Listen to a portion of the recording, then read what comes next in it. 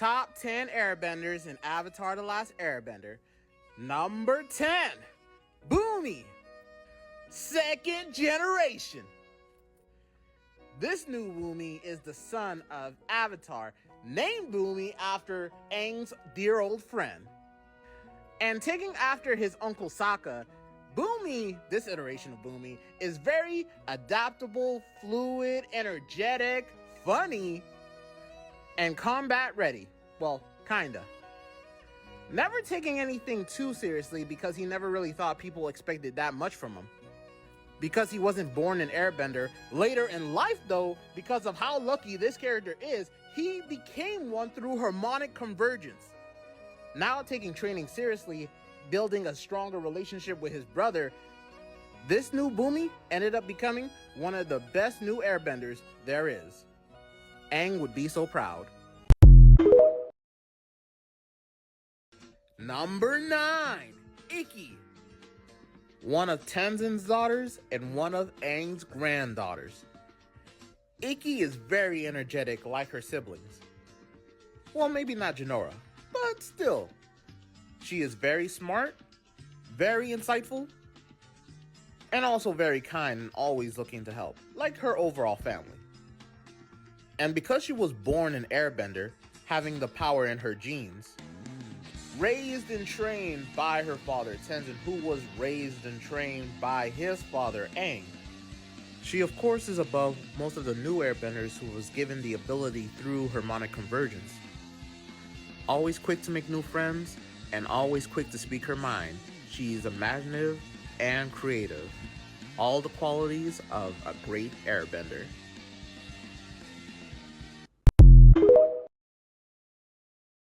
Number 8, Meelo.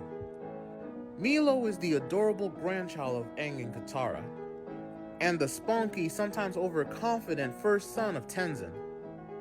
He's a little rascal, but he has a kind heart, always looking to help. Being like a gas ball of air, he can sometimes be a little bit much, but he loves his friends, family, and animal companion and will do anything to protect them. And of course, with being Tenzin's kid, he started off Korra's series being better than most of the new airbenders that were born through harmonic convergence. But he got even better with maturity, becoming a little bit more disciplined, getting to go on important missions that involved, well, saving the world like good old Team Avatar. Trust me, I don't think you can handle all this, Meelo. Number 7, Opal. Opal is the granddaughter of Toph Beifong, but unlike her other siblings, she wasn't born an earthbender. But through harmonic convergence, she gained the ability to airbend and became one of the new air nomads. And after receiving training from Korra and Tenzin, she would utilize her new airbending abilities to help the other nations as well as support Avatar Korra. Now, Opal is very loving and kind, but if you get on her bad side, she will come down on you with full force, and not in a good way. She would later on go on many missions to stop the rising crime rate happening in the Earth Nation, and she would go on to walk in her grandmother's footsteps, protecting this world and really making Toph proud. Number 6, Kai. Kai is one of my favorite characters in Legend of Korra, ain't no lie. Literally, he is in the top 10 of my top 10 favorite characters in Avatar: The Last Airbender, the entire franchise. He's such a relatable kid. Starting off as a drifter, burglar, because he didn't really have much to his name, he became an airbender through harmonic convergence and was able to turn the whole thing around.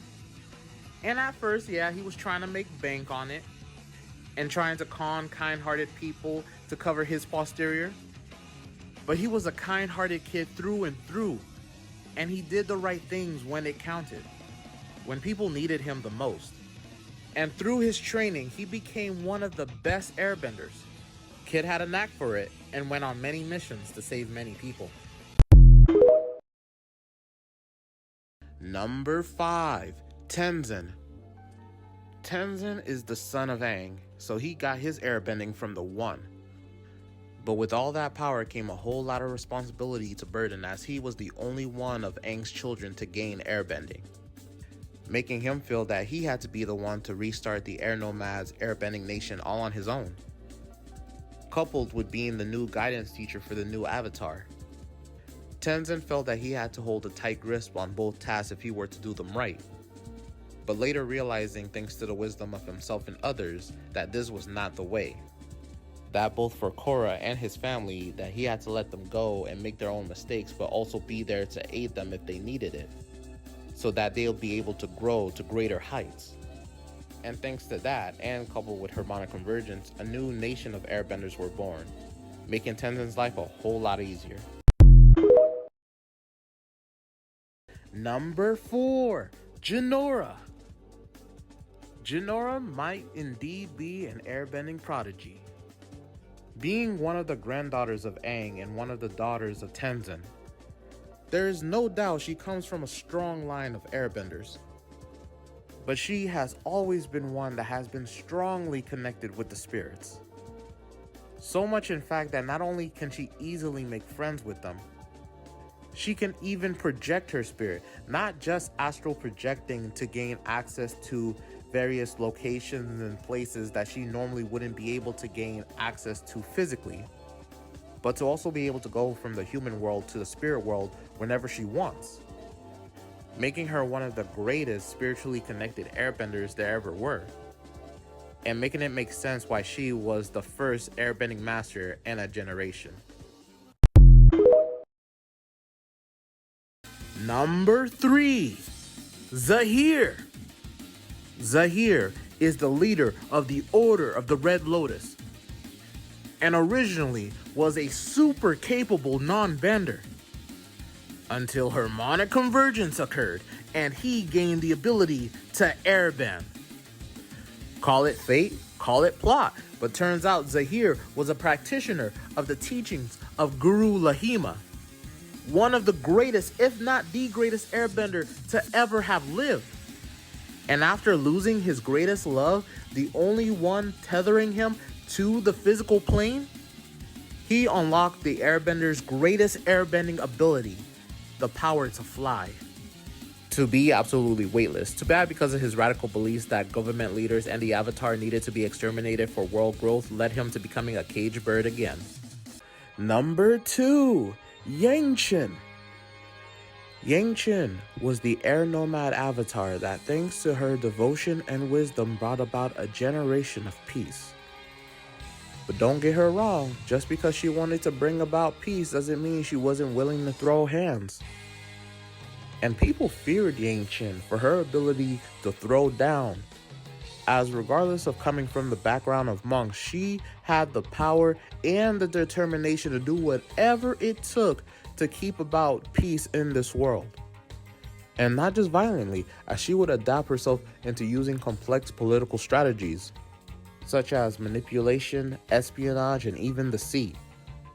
But thanks to her duty as the Avatar, she was revered as a holy individual that kept a whole generation of war from occurring after her death. Number 1, Aang. Aang deserves this seat because he truly was the last airbender after the Fire Nation came in and massacred his entire nation. And he has both the angel and devil's luck on his shoulder, because not only did he avoid that massacre by running away and getting frozen in an iceberg, but he conveniently got freed from that iceberg by Katara and Sokka 100 years later, with enough time to achieve so many great feats before the next Sozin's Comet. Mainly through airbending and mainly as a kid, he defeated the new Fire Lord in a peaceful way, which most avatars didn't even think was possible, and would live on to do greater things. And keeping his air nomad roots of peace alive to the very end, he would die knowing that future generations of airbenders would be born and live on thanks to him.